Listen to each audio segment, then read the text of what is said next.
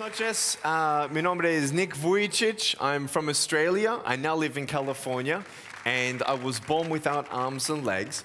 And many people, they come up to me, especially children, and they say, "What happened?" And I go up to them and I say, "Cigarettes." And they freak out a little bit, and these kids are not going to smoke. So anyway, I love to have fun in my life.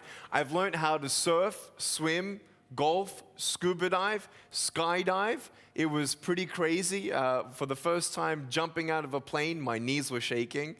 I love traveling around the world and sharing my story. I'm in the middle of a South America tour where I'm spreading a message of hope and faith. And we came from Colombia, Ecuador, and we were in Peru. Now we're going to Bolivia, Uruguay, Paraguay, Brazil, and so on. And so we're just so excited to be here in Argentina.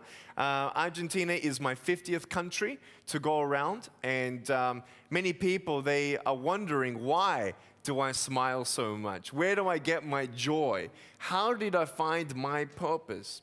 You know, purpose is so important to find in life, and it needs to be a real hope that we have for us to have a real joy. You know, many people are looking for happiness, and we will, think in life, well, if I just had money, if I just had more opportunities, if I just didn't have so much bad luck in my life, then I would be more happy.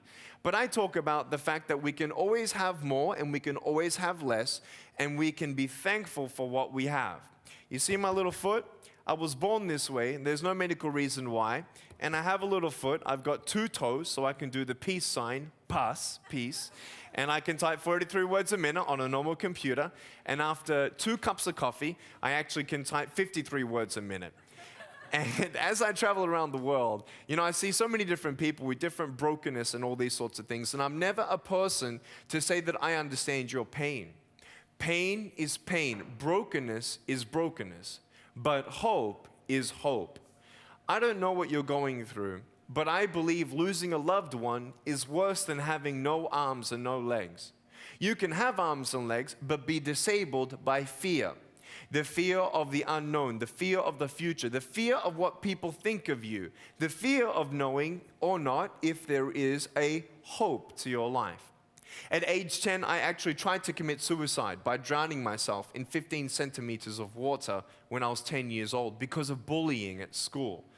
But today I can tell you that I'm a speaker. I'm happily married. I got married on the 12th of February 2012, and on the 13th of February 2013, my wife and I now have a baby boy, Kiyoshi. And I just want people to know to never, ever give up. You don't know what beautiful things can come out of your broken pieces when we trust God. For me, God is very, very important in my life. Not just as a religion, but every day I pray. Every day I think about the Bible. Every day I read the promises of God to remind me that I'm not alone. To remind myself that this life is good, ups and downs, altos y bajos, ups and downs, right? Good days and bad days, but we know we're not alone. And in our life, we also can know that heaven is real. Argentina is a beautiful country. So many beautiful things that tourists can see. But heaven is so beautiful. And the most beautiful thing about heaven is there will be no more death. There will be no more sin. There will be no powers and principalities of darkness with corruption and violence and war. Heaven is heaven. And I know my arms and legs are waiting for me in heaven. And that's great. But one thing that I can't wait for in heaven is to know that one day, 7 years ago, for you to know, 7 years ago, I met a little boy with no arms and no legs and a little foot like me. He was 2 years old. And I looked at him and I was like, wow, that's amazing. We got the father to bring him up on stage, and he's looking up at me. I'm looking down at him. He has no arms, no legs, and a little foot. And I put my foot on his foot, and he started smiling. And everyone started crying. His mom hugged my mom and cried. My dad hugged his dad, and they cried. And last year, I went to his school. And because I did a motivational speech, and I have no arms, no legs, just like this little boy, Daniel, now Daniel is the coolest kid in the school. When you don't get a miracle, you can still be a miracle. So take one day at a time, never give up, and know that God is with you every step of the way. Thank you so much.